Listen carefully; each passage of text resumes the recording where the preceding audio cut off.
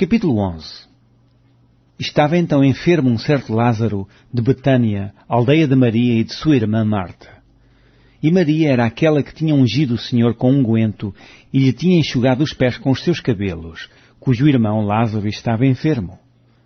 Mandaram-lhe, pois, suas irmãs dizer: Senhor, eis que está enfermo aquele que tu amas.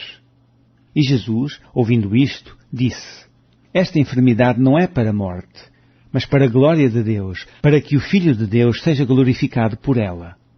Ora, Jesus amava Marta e a sua irmã e a Lázaro. Ouvindo, pois, que estava enfermo, ficou ainda 2 dias no lugar onde estava. Depois disto, disse aos seus discípulos: Vamos outra vez para a Judeia. Disseram-lhe os discípulos: Rabi, ainda agora os judeus procuravam apedrejar-te, e tornas para lá? Jesus respondeu: Não há 12 horas no dia? Se alguém andar de dia, não tropeça, porque vê a luz deste mundo. Mas se andar de noite, tropeça, porque nele não há luz. Assim falou, e depois disse-lhes: Lázaro, o nosso amigo, dorme, mas vou despertá-lo do sono. Disseram, pois, os seus discípulos: Senhor, se dorme, estará salvo. Mas Jesus dizia isto da sua morte. Eles, porém, cuidavam que falava do repouso do sono. Então Jesus disse-lhes claramente: Lázaro está morto, e folgo por amor de vós de que eu lá não estivesse, para que acrediteis.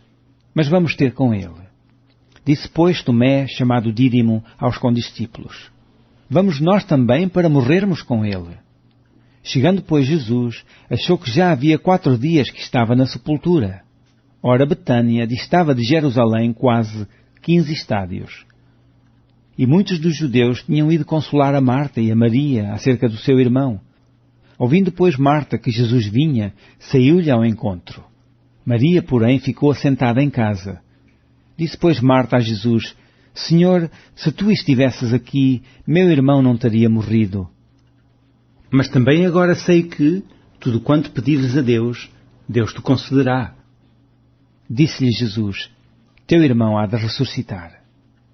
Disse-lhe Marta: Eu sei que há de ressuscitar na ressurreição do último dia. Disse-lhe Jesus: Eu sou a ressurreição e a vida.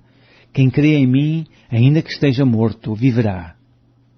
E todo aquele que vive e crê em mim, nunca morrerá. Crês tu isto? Disse-lhe ela: Sim, Senhor, creio que tu és o Cristo, o Filho de Deus, que havia de vir ao mundo. E, dito isto, partiu e chamou em segredo a Maria, sua irmã, dizendo: O Mestre está cá e chama-te. Ela, ouvindo isto, levantou-se logo e foi ter com ele. Ainda Jesus não tinha chegado à aldeia, mas estava no lugar onde Marta o encontrara. Vendo, pois, os judeus que estavam com ela em casa e a consolavam, que Maria apressadamente se levantara e saíra, seguiram-na, dizendo: Vai ao sepulcro para chorar ali. Tendo, pois, Maria chegado onde Jesus estava, e vendo-o, lançou-se aos seus pés, dizendo-lhe: Senhor, se tu estivesses aqui, meu irmão não teria morrido. Jesus, pois, quando a viu chorar, e também chorando os judeus que com ela vinham, moveu-se muito em espírito e perturbou-se, e disse: Onde o pusestes? Disseram-lhe: Senhor, vem e vê. Jesus chorou. Disseram, pois, os judeus: Vede como o amava. E alguns deles disseram: Não podia ele, que abriu os olhos ao cego, fazer também com que este não morresse? Jesus, pois, movendo-se outra vez muito em si mesmo, veio ao sepulcro. E era uma caverna, e tinha uma pedra posta sobre ela.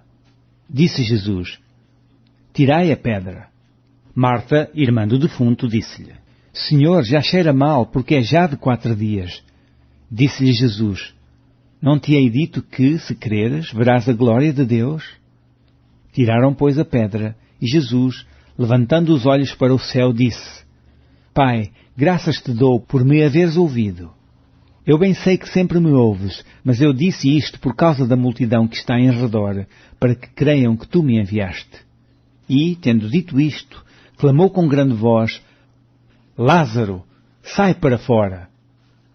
E o defunto saiu, tendo as mãos e os pés ligados com faixas e o seu rosto envolto num lenço. Disse-lhes Jesus: Desligai-o e deixai-o ir. Muitos, pois, dentre os judeus que tinham vindo a Maria e que tinham visto o que Jesus fizera, creram nele. Mas alguns deles foram ter com os fariseus e disseram-lhe o que Jesus tinha feito. Depois os principais dos sacerdotes e os fariseus formaram conselho e diziam: que faremos? Porquanto este homem faz muitos sinais. Se o deixamos assim, todos crerão nele, e virão os romanos e tirar-nos-ão o nosso lugar e a nação. E Caifás, um deles que era sumo sacerdote naquele ano, lhes disse: vós nada sabeis, nem considerais que nos convém que um homem morra pelo povo, e que não pereça toda a nação. Ora, ele não disse isto de si mesmo, mas, sendo sumo sacerdote naquele ano, profetizou que Jesus devia morrer pela nação. E não somente pela nação, mas também para reunir em um corpo os filhos de Deus que andavam dispersos. Desde aquele dia, pois, consultavam-se para o matarem. Jesus, pois, já não andava manifestamente entre os judeus, mas retirou-se dali para a terra junto ao deserto, para uma cidade chamada Efraim, e ali andava com os seus discípulos. E estava próxima a Páscoa dos judeus, e muitos daquela região subiram a Jerusalém antes da Páscoa, para se purificarem. Buscavam, pois, a Jesus e diziam uns aos outros, estando no templo: que vos parece? Não virá à festa? Ora, os principais dos sacerdotes e os fariseus tinham dado ordem para que, se alguém soubesse onde ele estava, o denunciasse para o prenderem.